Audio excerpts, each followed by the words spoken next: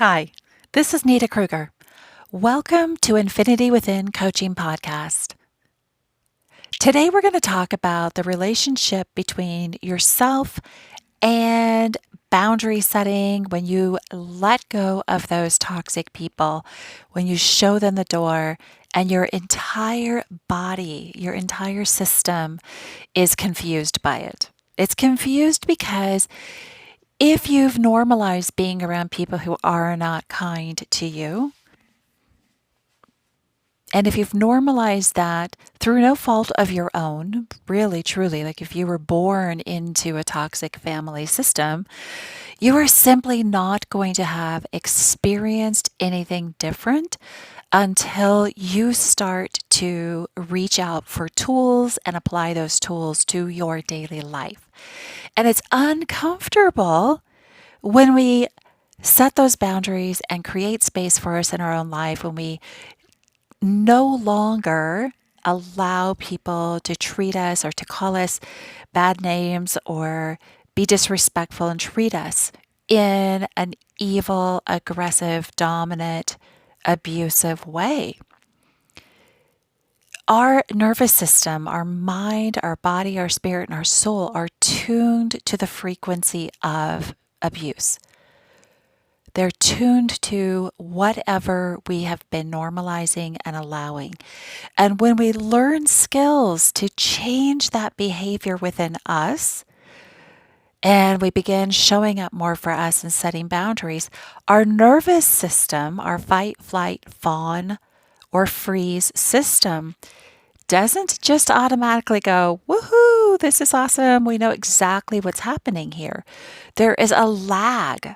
There is a lag, and that's why it's so important that as you traverse from victim of abuse or neglect to thriving survivor, that you surround yourself with I was going to say the tools, but one of those tools is to have a strong relationship with mentors, coaches, therapists, people who are trauma aware, trauma informed, and can help you understand how to untangle what your mind, body, spirit, and soul and your nervous system is tied to.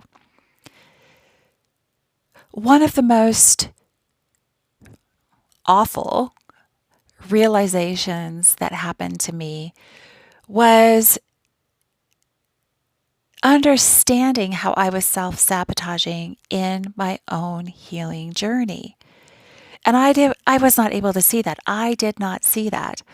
My therapist was the first one to point that out.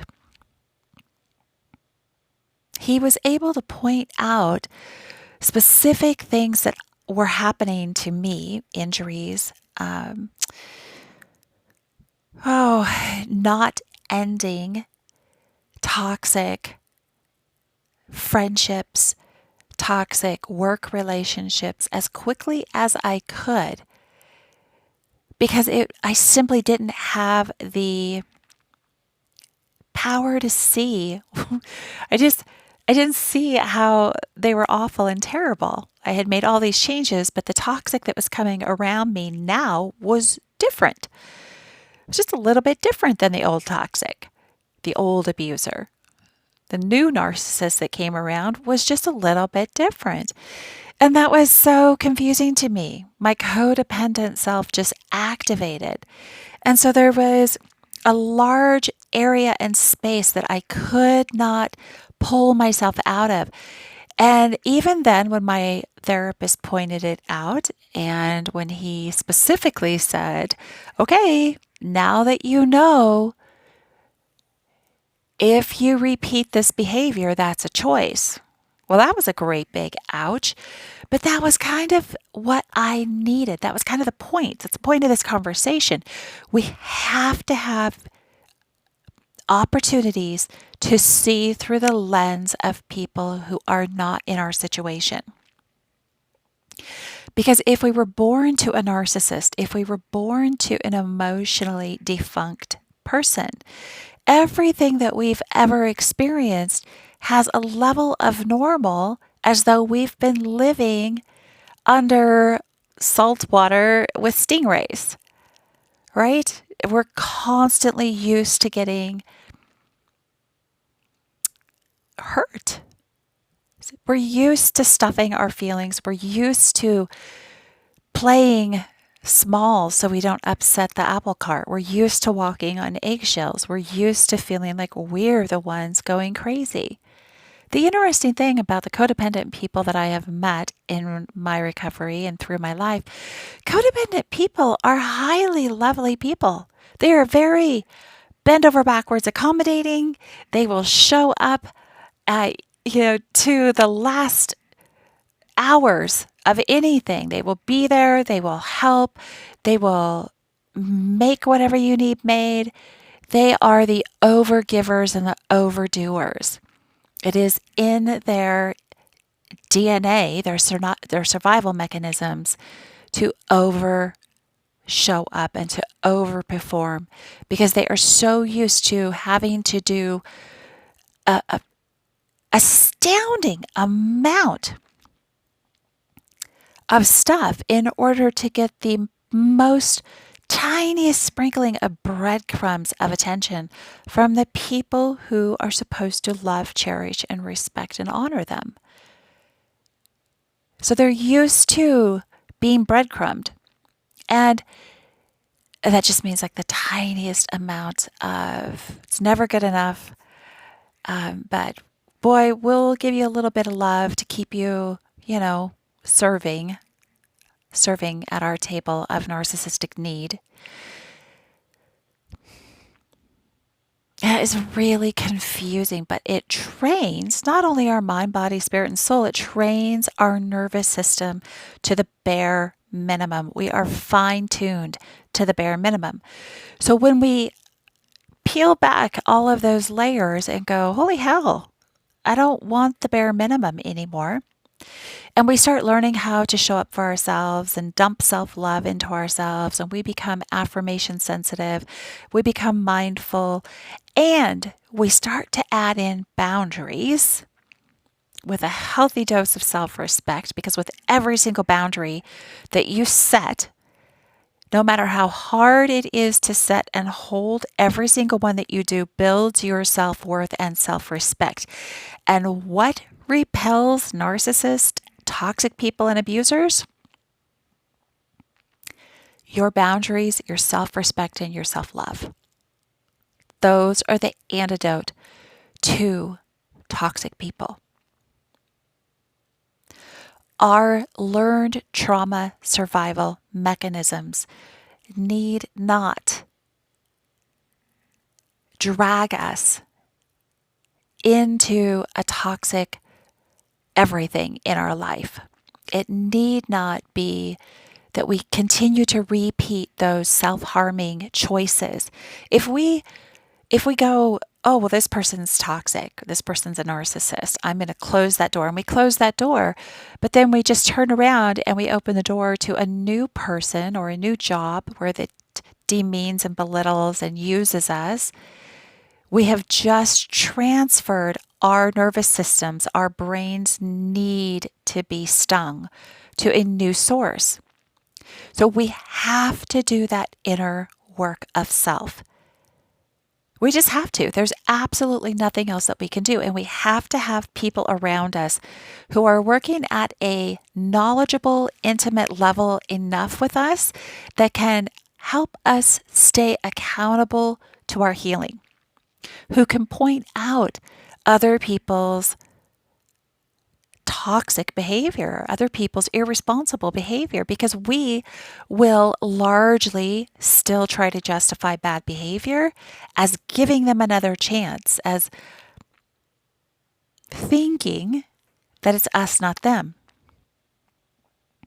Depending on how long you've been in an area of neglect or abuse, that is going to take its toll as you try to heal yourself and come back from it.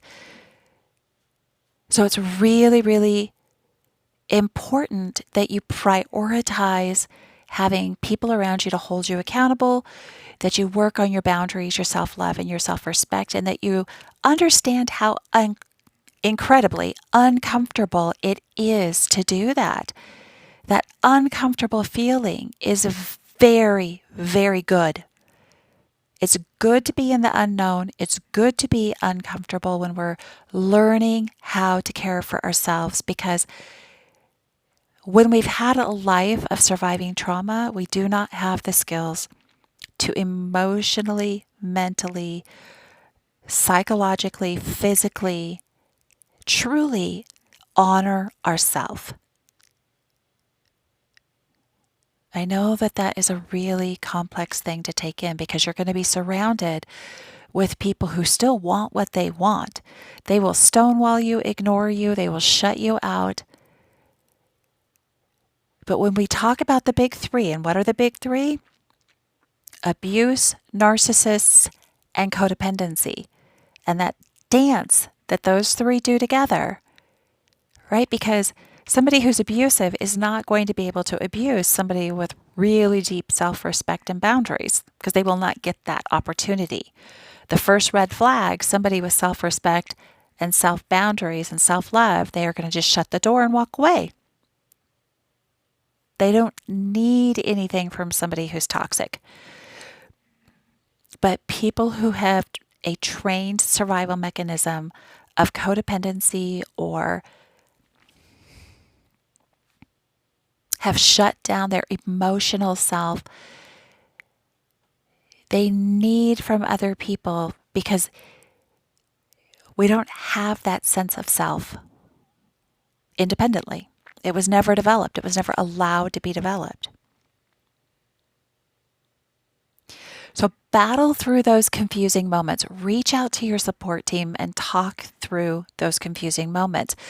If your support guide, coach or therapist, mentor is telling you like you're self-sabotaging, you've got, as uncomfortable as it is, you have got to listen. You have got to stop everything and really, truly ask for more details.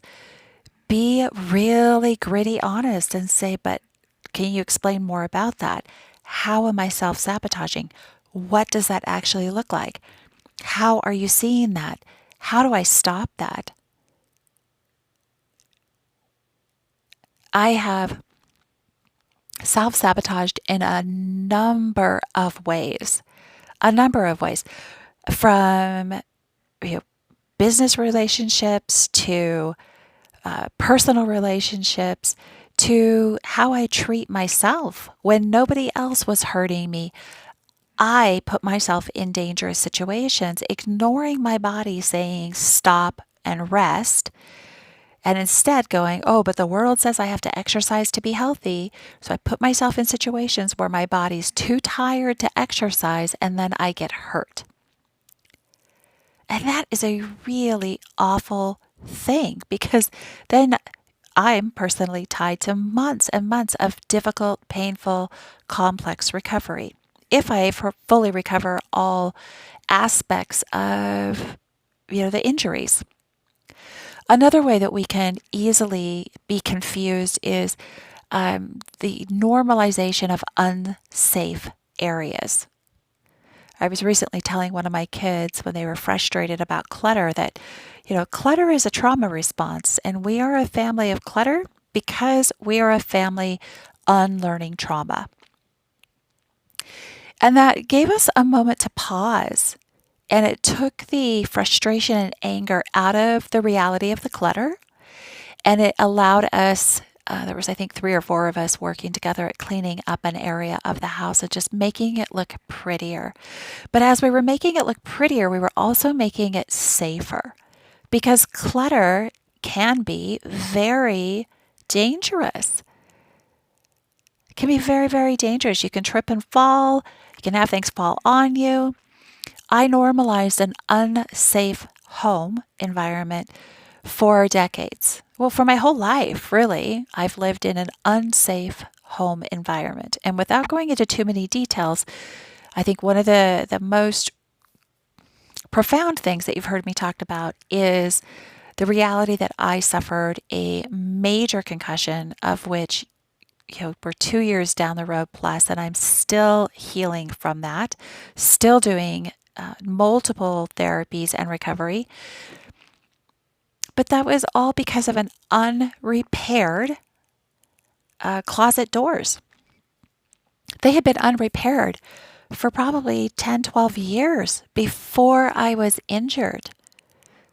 So when we normalize unsafe areas, when we don't fix and address unsafe relationships, when we allow things that we know make our nervous system go like, that's wrong.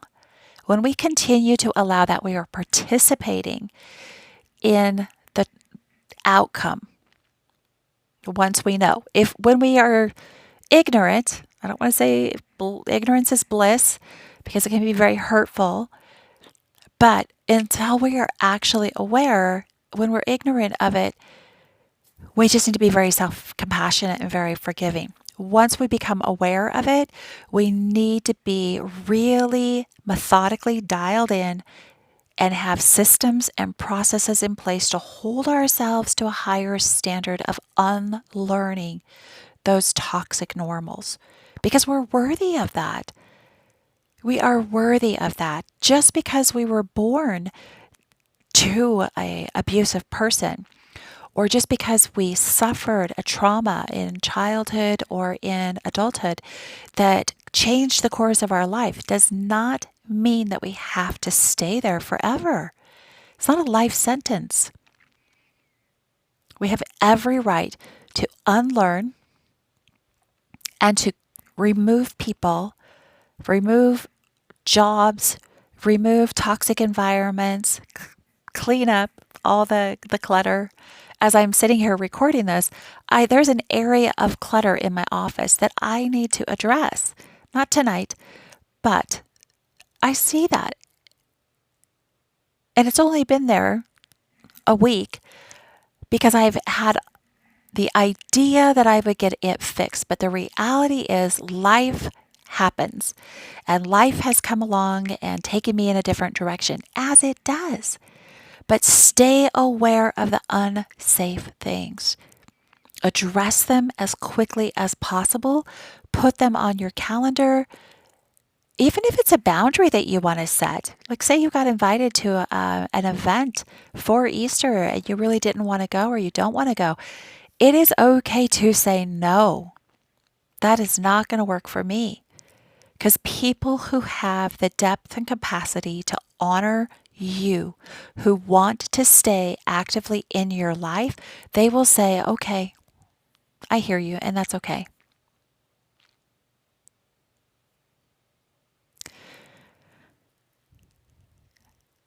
If you are feeling confused in your journey, pause and reflect and look within at what is truly confusing you. Get to your mentor, your coach, or your therapist. Reach out to them and talk to them. If you do not have one of those things and you're in an early stage realization of active abuse, call a domestic abuse hotline and talk to the specialists on the hotline. They can help. If for any reason your life is in danger, call emergency services immediately. Always. I didn't know that. And it's not funny, but I'm laughing, which is a trauma response, by the way, because I feel very uncomfortable with the fact that of the things that I normalized, of the things that were forced upon me, that happened to me, that I normalized, that were illegal. And so I'm encouraging you to know you do not have to stay silent. Set those boundaries, fill up your buckets of self-love, show up for yourself, and your life will begin to change and grow and take shape in ways that you dream in your soul for it to happen. And how do I know that? Because I'm living proof of it.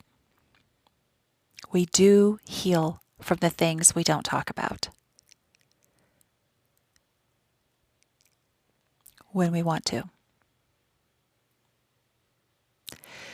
Thank you guys for showing up. This has been